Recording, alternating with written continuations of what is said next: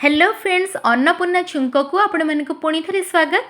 आज ये वीडियो रे मु आपण छुआ मानक पई गोटे बहुत बढ़िया वीडियो नहीं कि आछि, जो थरे कि मु आज बनी सुजीर गोटे उपमा बा सुजीर दलिया भी आपण माने कहि परिबे।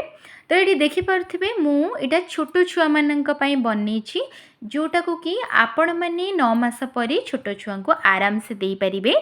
किंतु जदि ता पूर्वर दौरान ताले लुणटा को स्कीप करेंगे। आउ कितना जिनस अच्छी ए मुझे जहाँ यूज कर स्कीप करेंगे।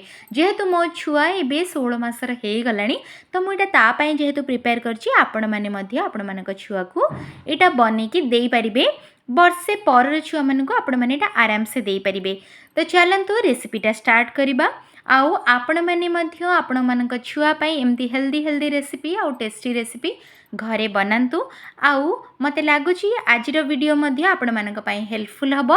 आउ आपण मानक छुआ मध्य एटा खाइबा पई बहुत पसंद करिवे। एटा बनेबा पई मो किछि इंग्रेडिएंट एठी नेछि, आपण मानको कहि दोछि आपण माने सेरा केमति प्रिपेयर करिए। तो एठी देखि पारथिबे मो नॉर्मल जो आमे माने जो सुजी खाउ ना सेही सुजी नेछि 3 रु 4 स्पून।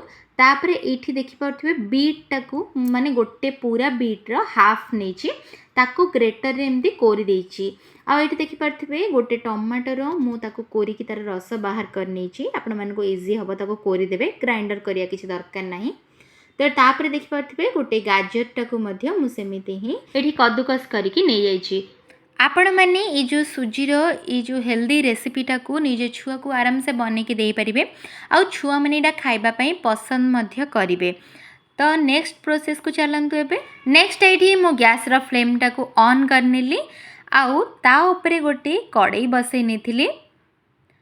तो बर्तमान मुझे कड़ईटा को पूरा गरम हम कड़ईटा ये गरम हो गला। तो मुझे देली गोटे टीस्पून तेल। आपण मैंने जदि तेल दबा को चाहूना ताहले एटा बिना तेल रे मध्य बनै परिवे। तो ये देखिपे मुझे तेल देली, तापरे जो सुजीटा को रखी थी एटा को प्रथमे मुझे भाजिकी बाहर करनेबी। सिंपल जमती आम सुजी बनाती सेमती बनवा, किंतु एथिरे मु जतिकी इंग्रेडिएंट यूज करची सब हेल्दी इंग्रेडिएंट जोड़ा छोट छुआपाई भी भल। आपण मैंने इंस्टांट गोटे मिक्स बनईकी रखिपारे। जदि बाहर कुआडे जाउछंती छोट छुआ माननकु दबापाई मध्य सेटा बहुत हेल्पफुल हबो। तो आपण मैंने जदि कहिबे मु तार इंस्टांट मिक्स रो रेसिपी मध्य आपण मानक सहित शेयर कर देबी।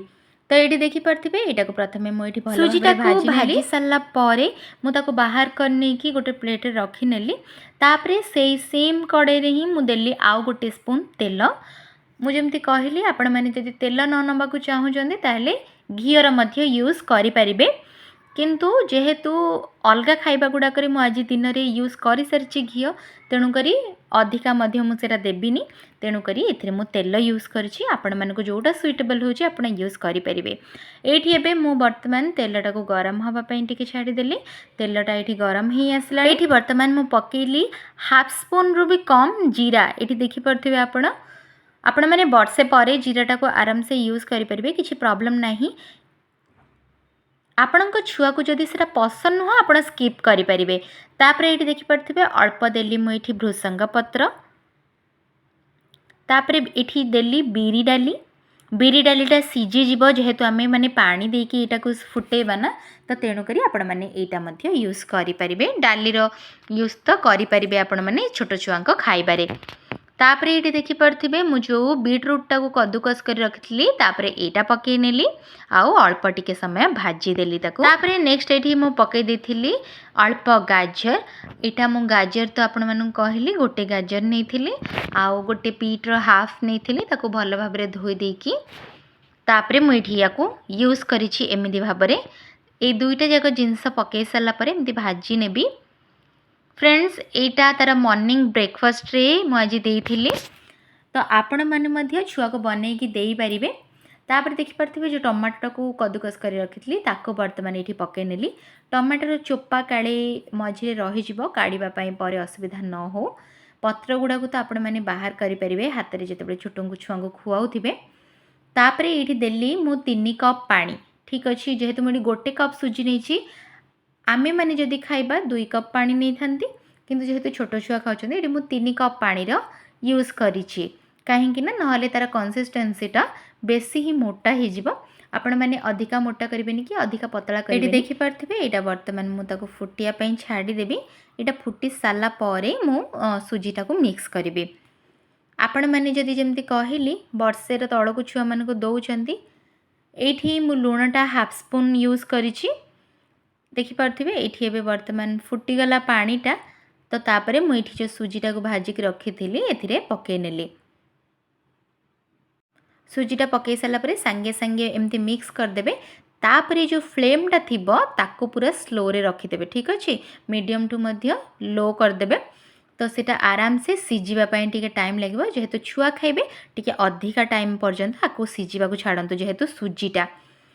तो आपण मैंने जमी कहली जब वर्षे तौक छुआ मान दौरान ताहले आपण मैंने ये जो बिरी डाली हो कि जो पत्र आउ जीराटा स्किप करें। ठीक अच्छे बाकी इनग्रेडिएंट आपण मैंने यूज करेंगे कहीं आम मैंने कद्दूकस करके बाकी इनग्रेडिएंट नहीं तो किसी असुविधा ना ताकू लगे तंटी आराम से सी खाई नब।